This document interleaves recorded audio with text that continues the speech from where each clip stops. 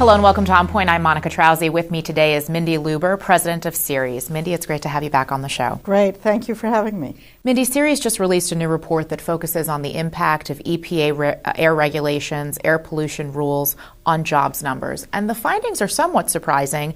Overall, you see job growth under these regulations. Talk a bit about the numbers. Well, that is absolutely the case. And while we were delighted to see the numbers, and the study was done by an academic institution, University of Massachusetts at Amherst, we probably shouldn't be that surprised. The numbers were very compelling. They tell us the following, that over the next 5 years, the changes in the Clean Air Act that are about to come about will create 1.46 million jobs, or we could look at it over 5 years, or about 290,000 jobs a year, each year for the next 5 years. And when utilities change, when new technology is required, scrubbers or the ability to make utility facilities cleaner and safer for our health, you need jobs, you need technology. That's all good for the economy. What the study showed us, and we looked at 36 states, eastern and Midwest states, that jobs are across the board. They're at all levels of the economy. It is not just one level of jobs. It is high-paying jobs, medium-paying jobs, lower-level jobs, but jobs that we desperately need now. And moving forward with the Clean Air Act changes now and not 5 years from now is not only about our health, but it's about the economy. So the study takes two rules in particular into account, and that's the Transport Rule and the Utility MACT, also called Boiler MACT. Could greenhouse gas emissions regulation skew the game a bit and the numbers when it comes to job growth potential? Well, we'll see when there are new and added regulations, but these two rules alone will have an impact on greenhouse gases, perhaps indirectly. But when utilities take dirty facilities offline, old plants, they're not only keeping some of the toxic chemicals out of our air, but they're also keeping carbon pollution out of our air. So no doubt these two rules will have an impact on toxics in our air as well as carbon pollution. But they're going to have a positive benefit as it relates to health and a positive benefit as it relates to jobs in the economy. House Oversight and Government Reform Committee Chairman Darrell Issa recently unveiled a list of regulations that industry believed should be removed for the sake of jobs in the U.S., and air rules are on that list. Why do you think there's such a disconnect between what you're reporting in this study and what industry is saying about job potential? Right. Well, one is I think it should be about facts.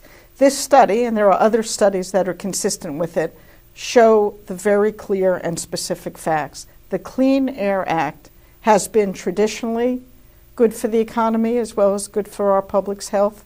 The future of the Clean Air Act is good for the economy. And I do challenge those who are saying that everything the EPA does or the Clean Air Act is bad for the economy to take a look at the numbers that we're providing, numbers that are endorsed by utility companies, by labor unions. People have read this study and say, looks right, we will take and we want 1.46 million new jobs. And how anyone could suggest that's bad for the economy, in my judgment, they are not looking at the facts. But these changes are expensive. How can the utilities necessarily afford to keep up with all these changes and bring all of these new employees on board? Well, change is going to happen one way or the other, whether it happens at a time when energy prices are low and we make the changes and there will not be a major impact on consumers or ratepayers, all of us. Now is the time to do it. And utilities have found ways to keep up with new regulations, number one, and eventually pass it on to their ratepayers, all of us. Now that pass-through will be minor, and it ought to happen at a time when energy prices are very, very low. If we wait 5 years from now and energy prices are higher, the impact will be greater. But the bottom line is, for the naysayers who say somehow in aggregate, get rid of all the EPA rules on clean air because it's bad for the economy, they should look at the numbers. The numbers suggest otherwise. And I want to say one more thing. The fact that some people are making clean air and the health of our families, my kids, my aunts, my uncles, a partisan issue is really unfortunate and is beyond me. I've looked at these issues for 30 years. Having healthy families should be about Democrats and Republicans and blue states and red states.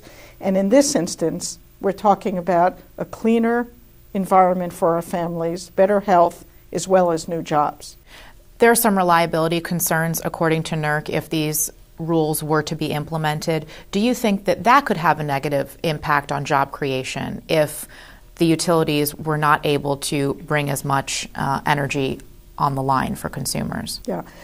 You know, we had an executive from Constellation Energy, a utility company, at a press event earlier this morning. It wasn't his concern. We've talked to dozens of utility companies. The utility companies are smart. They've met the rules of the game in the past, and I'm convinced they could do so again. And in fact, they've done well when the rules have changed. So are these construction jobs only? And if so, once the construction is completed, do the jobs go away? No, that's a great question. First of all, they're all-level jobs. So they're jobs that are about designing new technology to help utilities burn cleaner energy with less impact on the environment. They're designers, they're engineers, they're production lines, they're operations and maintenance. So they go up and down the food chain in terms of the type of jobs. And while some of the jobs will vary, if you're retrofitting a new facility in Minneapolis, that will be done in 2 or 3 years, but there'll be jobs across the country.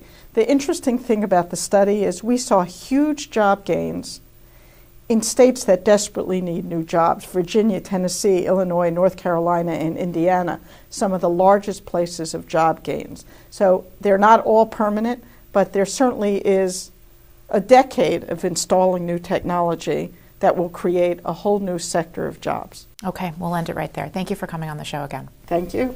And thanks for watching. We'll see you back here tomorrow.